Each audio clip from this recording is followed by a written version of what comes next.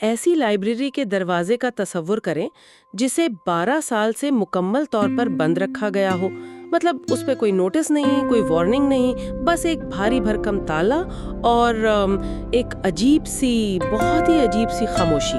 بالکل۔ اور عام طور پر نا ایسی جگہوں کو دیکھ کر ذہن میں یہی خیال آتا ہے کہ شاید اندر کوئی فالتو سامان پڑا ہوگا یا پھر ٹوٹی ہوئی کرسیاں ہوں گی۔ ہاں، وہی پرانا سامان۔ لیکن اس مخصوص دروازے کے پیچھے نا ایک ایسی حقیقت چھپی تھی جو انتہائی خوفناک ہونے کے ساتھ ساتھ ہمیں یعنی انسانی فطرت کے بارے میں بہت کچھ سوچنے پر مجبور کرتی ہے۔ صحیح کہا آپ نے۔ آج کی اس مفصل تحقیق میں ہمارے پاس جو دستاویزات ہیں ان میں ایک اسٹوڈنٹ ابھے کے بنائے گئے نوٹس شامل ہیں۔ اس کے علاوہ ڈاکٹر سدھارتھ کی سائنسی لیب کی آڈیو اور سینسر لاگز اور 12 سال پرانی کالج کی کچھ انسیڈنٹ رپورٹس بھی ہیں۔ اور ہمارا مقصد یہاں صرف کسی بھوت پریت کی کہانی سنانا نہیں ہے، بلکہ اس بات کی تحقیق کرنا ہے کہ جب اندھیرے میں چھپے کسی سنگین سچ کو تلاش کرنے کے لیے جدید سائنس اور قدیم علم آپس میں ٹکراتے ہیں تو آخر نتیجہ نکلتا کیا ہے۔ ٹھیک ہے، آئیے اس کا جائزہ لیتے ہیں اور دیکھتے ہیں کہ خوف کے اس بند دروازے کے اس پار آخر کیا چھپا تھا، کیونکہ یہ واقعی بہت دلچسپ ہے۔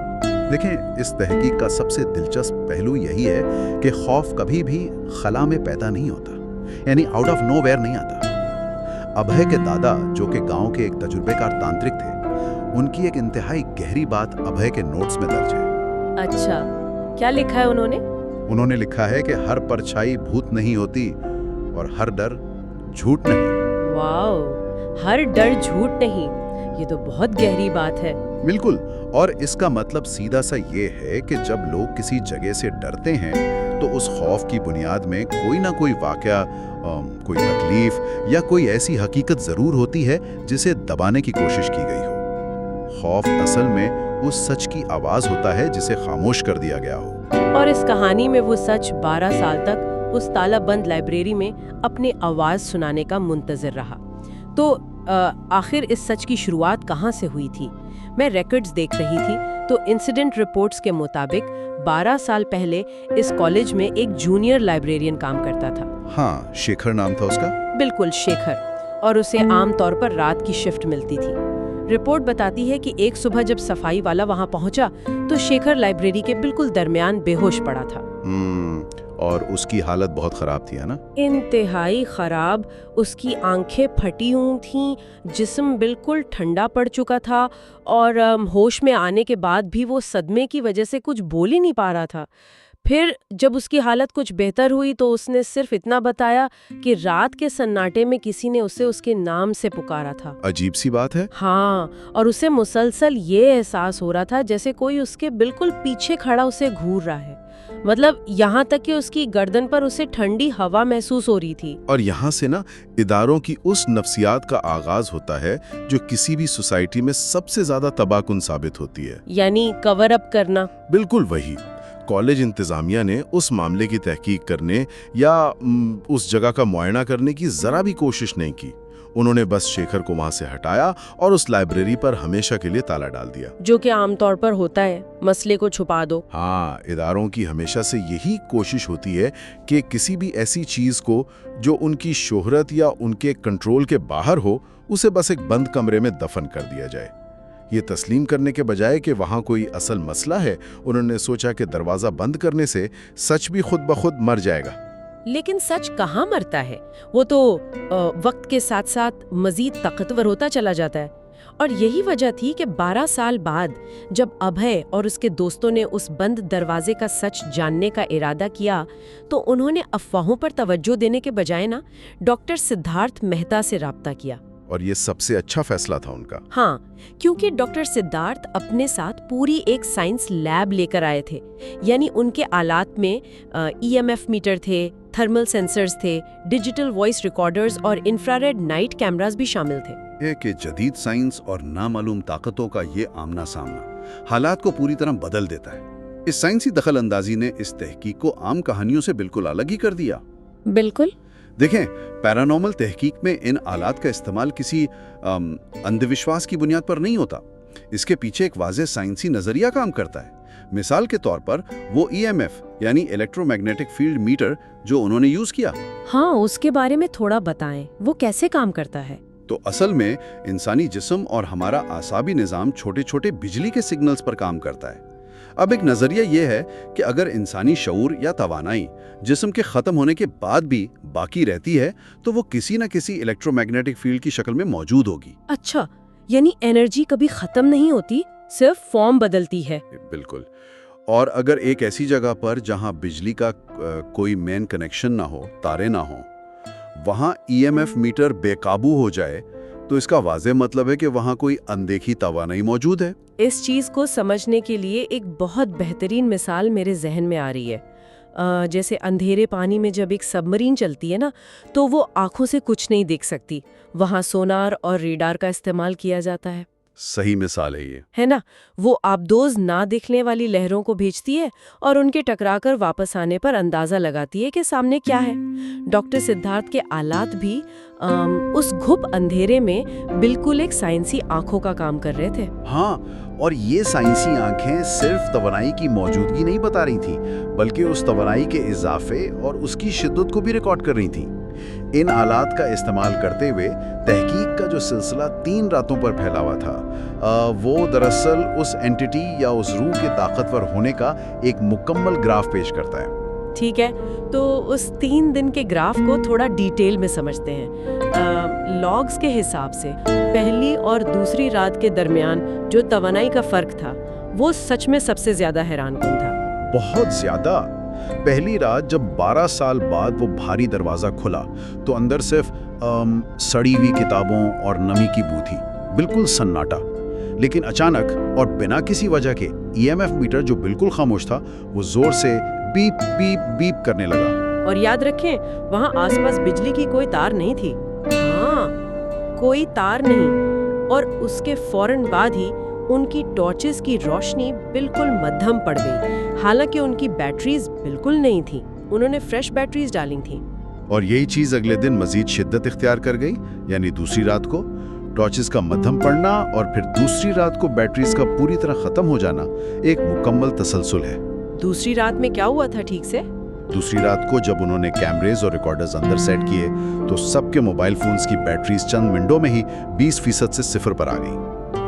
اور اس کے پیچھے پیورلی تھرمو ڈائنامکس کا قانون کام کرتا ہے۔ اچھا، وہ کیسے؟ دیکھیں، توانائی کو نہ تو پیدا کیا جا سکتا ہے اور نہ ہی ختم کیا جا سکتا ہے، اسے صرف ایک شکل سے دوسری شکل میں بدلا جا سکتا ہے۔ بالکل، انرجی کنزرویشن۔ ہاں، جب کسی ایسی توانائی کو جس کا کوئی مادی وجود نہ ہو خود کو فزیکلی ظاہر کرنا ہوتا ہے، مثال کے طور پر کسی چیز کو گرانا یا کوئی آواز پیدا کرنا، تو اسے طاقت چاہیے ہوتی ہے، اور وہ طاقت وہ ہوا کی غرارت یعنی ہیٹ سے کھینچی جاتی ہے یا پھر وہاں موجود کسی بھی لیتھیم آئن بیٹری کی کیمیکل انرجی کو کھینچ کر حاصل کرتی ہے۔ واو! یہی وجہ ہے کہ وہاں اچانک ٹھنڈک بڑھ جاتی ہے اور ڈیوائسز کی بیٹریز اچانک ڈرین ہو جاتی ہیں۔ ایک منٹ، اس کا مطلب تو یہ ہوا کہ وہ اینٹیٹی اپنے ظہور کے لیے انہی دوستوں کے سائنسی آلات کو ایندھن یعنی فیول کے طور پر استعمال کر رہی تھی؟ بالکل، انہی آلات کی انرجی یوز کر رہی تھی وہ۔ ہاں، اور اس کا نتیجہ تیسری رات کو واضح طور پر سامنے آیا۔ لوگوں کے حساب سے تیسری رات جب تحقیقاتی ٹیم پہنچی تو ایک انتہائی عجیب منظر ان کے سامنے تھا۔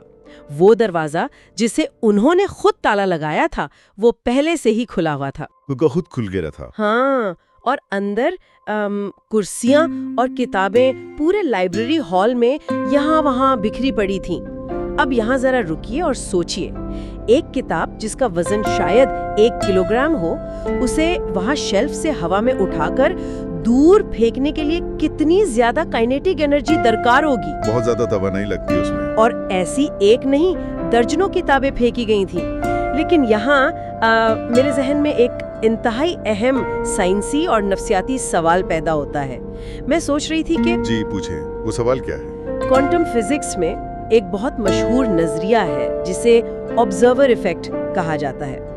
اس کا مطلب یہ ہے کہ کسی چیز کا صرف مشاہدہ کرنے کا عمل وہ اس کی بنیادی حالت کو تبدیل کر دیتا ہے۔ हाँ, ये फिजिक्स का बेसिक रूल है। कि डॉक्टर सिद्धार्थ के ईएमएफ मीटर्स, उनकी फ्रीक्वेंसीज और इन लोगों की बार बार वहां जाने की जिद ने उस सोई हुई ताकत को मुश्तइल कर दिया था। क्या उन साइंटिफिक आलात ने नख्वास्ता तौर पर उस खौफ को बेदार नहीं कर दिया था? सच कहूं तो ये एक इंतहाई शानदार तज्जिया है आपका। ऑब्जर्वर इफेक्ट इस मामले पर बिल्कुल परफेक्टली फिट बैठता है।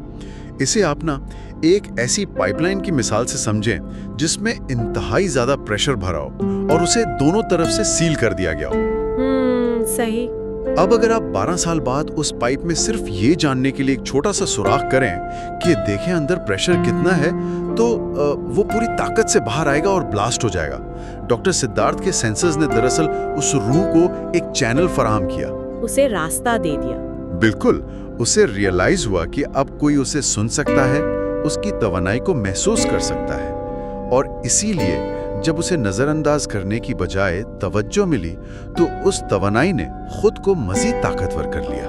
और इस तवज्जो का नतीजा ये निकला कि वो तवानाई अब सिर्फ उस लाइब्रेरी की 4 दीवारी तक महदूद नहीं रही। अगले ही दिन से उस साइंसी छेड़छाड़ के असरात पूरे कैंपस में महसूस होने लगे थे। हाँ, हालात काफी खराब हो गए थे।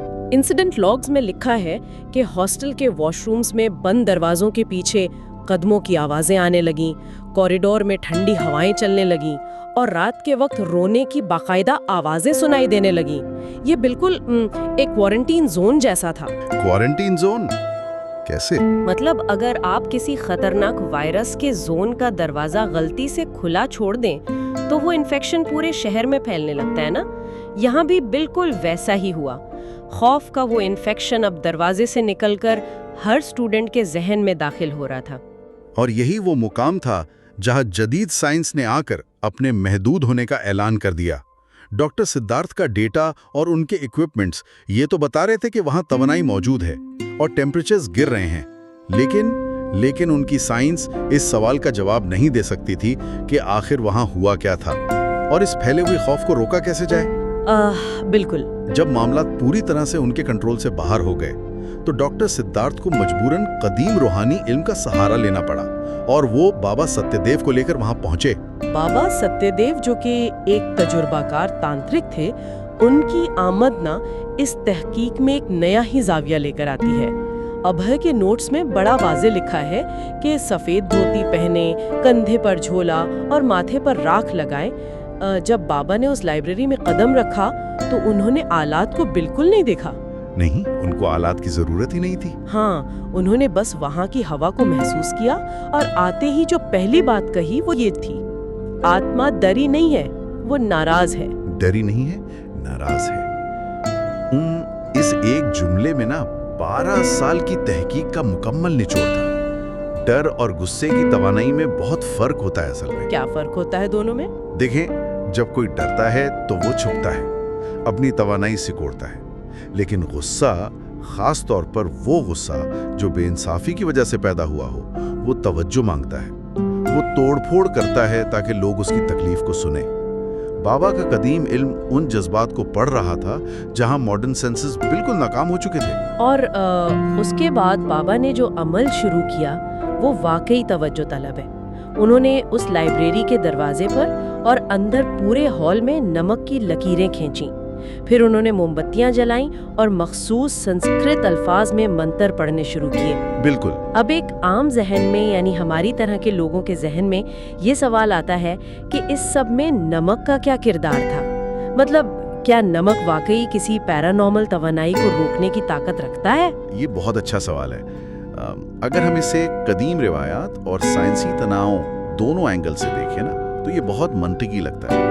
नमक की जो सख्त होती है यानी स्ट्रक्चर, वो क्रिस्टलाइन होती है। अच्छा, क्रिस्टल्स। हाँ, कदीम तहजीबों का ये मानना है कि सॉल्ट क्रिस्टल्स अपने अंदर मनफी तवानाई यानी नेगेटिव एनर्जी को जज्ब करने और उसे ग्राउंड करने की जबरदस्त सलाहियत रखते हैं। ये बिल्कुल वैसे ही काम करता है जैसे इलेक्ट्रिसिटी में अर्थिंग वायर काम करती है।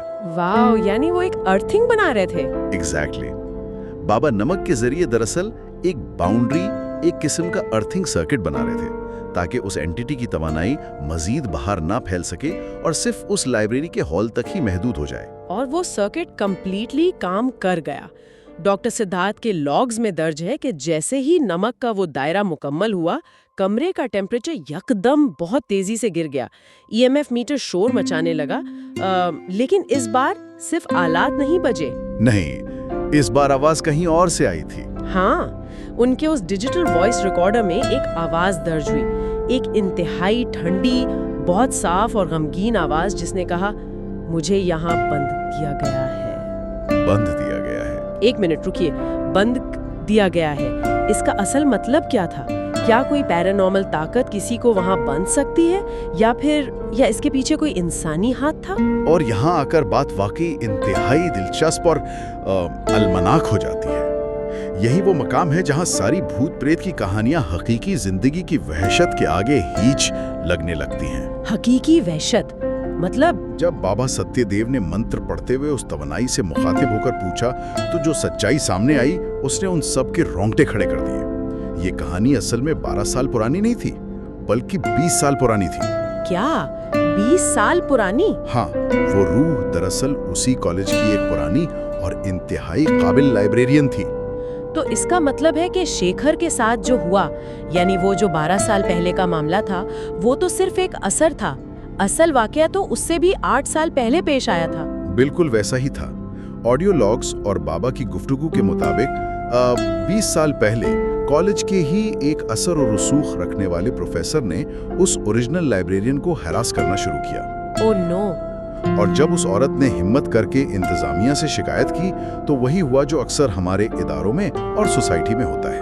طاقتور کو بچانے کے لیے اس کمزور عورت کی کردار کشی کی گئی، اس پر الٹے الزامات لگائے گئے. کہ بھگوان، یہ سنتے ہوئے ہی عجیب سی وحشت طاری ہوتی ہے.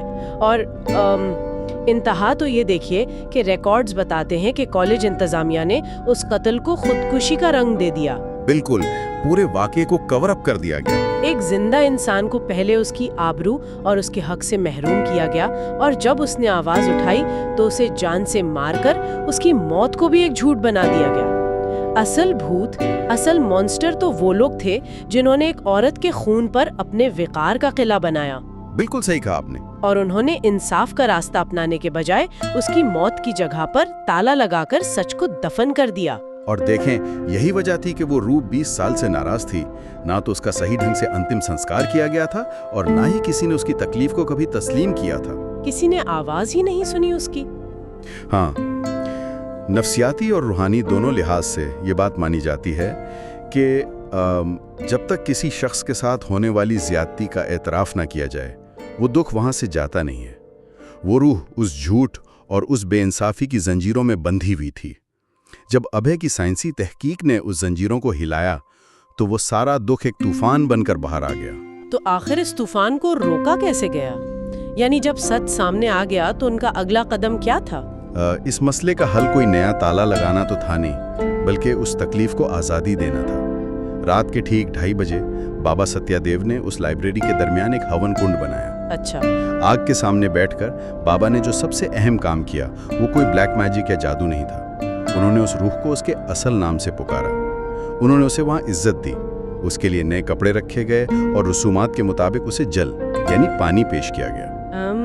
کسی کو اس کے اصل نام سے پکارنا، یہ واقعی ایک بہت ہی طاقتور تصور ہے.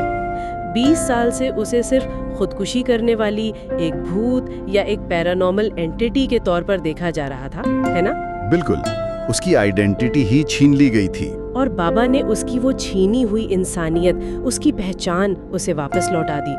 انہوں نے اس دکھ کو لاؤڈلی تسلیم کیا جسے انتظامیہ نے سالوں پہلے فائلوں کے نیچے دبا دیا تھا. اگر ہم اسے بڑے تناظر میں دیکھیں نا تو سمجھ آتی ہے کہ سائنس اور روحانیات دونوں کا آپس میں ملنا ضروری تھا. دونوں مل کر ہی اس مسئلے کو حل کر سکتی تھی. وہ کیسے؟ دیکھیں، سائنس اور ان سینسرز نے یہ ثابت کیا کہ وہاں کچھ اندیکھا اور واقعی غیر معمولی موجود ہے. ان آلات نے بتا دیا کہ انرجی کہاں ہے، اس کی پیمائش کی، لیکن اس توانائی کو سمیٹ کر اسے تسلی دینے کا کام اور اس مسئلے کی جڑ یعنی اس بے انصافی کو سمجھنے کا کام قدیم روحانی علم और इंसानी हमदर्दी ने ही किया। और इस एतराफ़े सच के बाद का जो मंजर है वो डॉक्टर सिद्धार्थ की तहकीकी लॉग्स में बिल्कुल साफ लिखा है। जैसे ही वो आखिरी रसूमात अदा हुई ना, वो कमरा जहाँ ठंडक से उनकी हड्डियां तक जम रही थीं, वो अचानक से पुरसुकून और नॉर्मल हो गया। बिल्कुल नॉर्मल हो गया। हाँ, डॉक्टर सिद्धार्थ का वो बेताब EMF मीटर जो मुसलसल शोर कर रहा था, वो बिल्कुल खामोश हो गया और थर्मल सेंसर्स ने टेम्परेचर नॉर्मल दिखाना शुरू कर दिया। वो जो एक बोझलपन था, वो खौफ जो वहाँ की हवा में घुलावा था, वो एक ही पल में वहाँ से रुखसत हो गया। और इसकी वाज़ेह वजह यही थी कि वो तवानाई किसी को नुकसान पहुंचाना नहीं चाहती थी। उसकी लड़ाई जिंदों से नहीं थी, उसकी लड़ाई उस झूठ से थी जो उसके नाम के साथ जोड़ दिया गया था 20 साल पहले। बिल्कुल। जब सच सामने आ गया और लोगों के सामने उसकी तस्दीक हो गई, तो उस तवानाई का इस दुनिया में फंसे रहने का मकसद ही खत्म हो गया और उसे सुकून मिल गया। ये सिर्फ एक पुरानी कॉलेज लाइब्रेरी या किसी एंटिटी की दास्तान नहीं है। नहीं, बिल्कुल भी नहीं। ये तहकीक इस हकीकत को बेनकाब करती है कि जब भी कोई इंतज़ामिया, कोई इदारा या सोसाइटी किसी कड़वे सच पर ताला लगाती है, तो वो दरअसल अपने ही आने वाले कल के लिए एक नसूर बो रही होती है।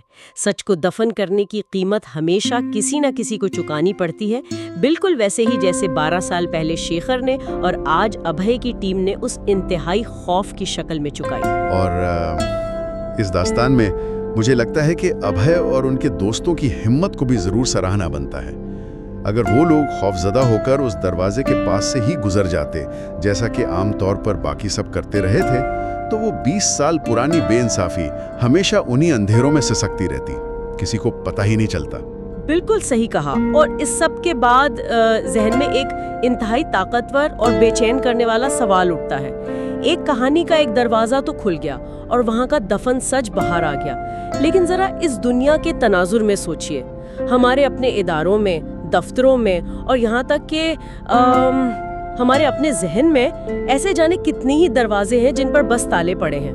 बेशुमार दरवाजे हैं। हाँ, और उन दरवाजों को इसलिए नहीं बंद रखा गया क्योंकि वो गैर जरूरी हैं, बल्कि इसलिए बंद रखा गया है क्योंकि उनके पीछे कोई ऐसी हकीकत छुपी है जिसका सामना करने से डर लगता है। बिल्कुल, लोग डरते हैं सच से। तो सोचने की बात यह है कि अगर हमारी समाज में मौजूद हर बंद दरवाजे पर लगे ताले को खोल दिया जाए, तो वहाँ से निकलने वाला सच क्या हमें आजाद करेगा या फिर हमारी इस झूठी खामोशी को आग लगा देगा? बहुत गहरा सवाल है ये। अगर देखा जाए तो जब भी कोई बंद दरवाजा नजर आए तो जहन में ये सवाल जरूर उठना चाहिए कि इस ताले के पीछे खौफ कैद है या कोई ऐसी चीख जो सालों से सुने जाने की मुंतजिर है।